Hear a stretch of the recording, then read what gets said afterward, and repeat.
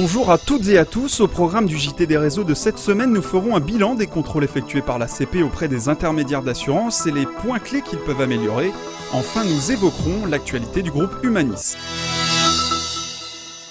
Toute l'année 2011, l'ACP a effectué des contrôles auprès des intermédiaires d'assurance. Fabrice Peuzin, secrétaire général de l'autorité de contrôle prudentiel, fait un premier bilan au micro de News Assurance Pro.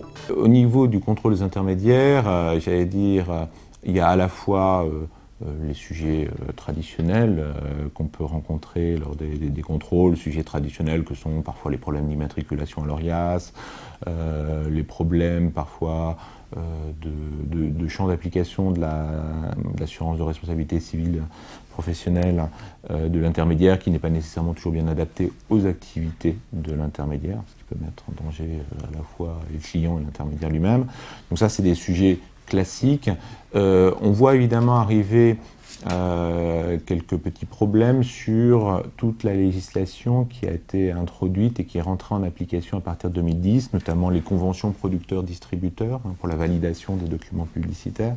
Donc là, parfois on observe en effet que les conventions ne sont pas mises à jour, donc il y a petits, parfois échanges avec les professionnels à ce niveau-là. Et puis en effet aussi, depuis 2010, il y a un devoir de conseil renforcé en assurance vie, qui est notamment aussi à la charge des intermédiaires.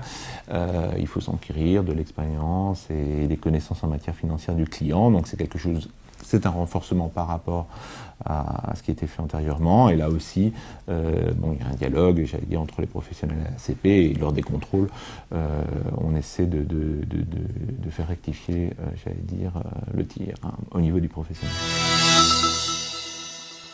Pour les intermédiaires d'assurance, il reste plusieurs points à améliorer en vue de futurs contrôles.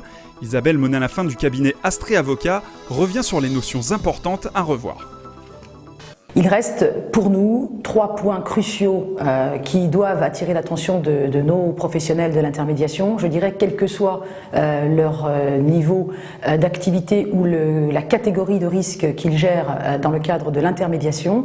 Le premier point, ce sont toujours ces problématiques d'organisation et de retour d'expérience sur les processus internes de l'entreprise. Nous constatons toujours beaucoup de difficultés pour nos clients dans le cadre de la formalisation de ces processus.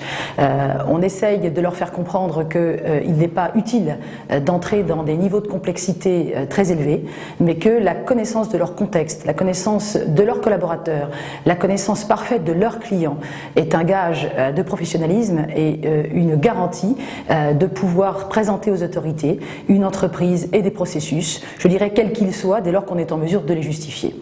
Beaucoup de questions se posent à eux sur la détention d'un système informatique de gestion conforme aux exigences.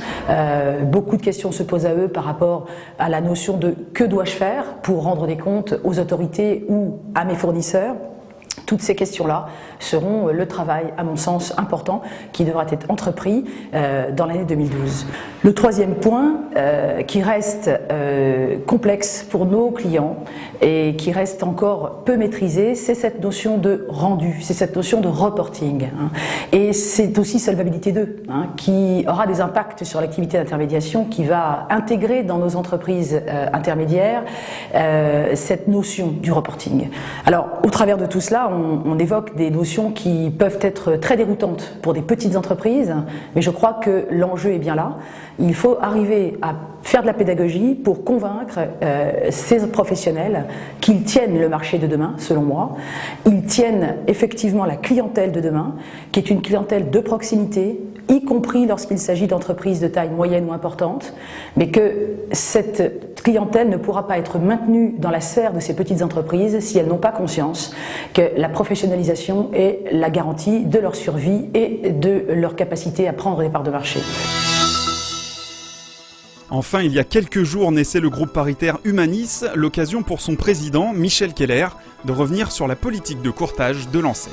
Ça fait partie des questions sur lesquelles il faut travailler et prendre position assez rapidement.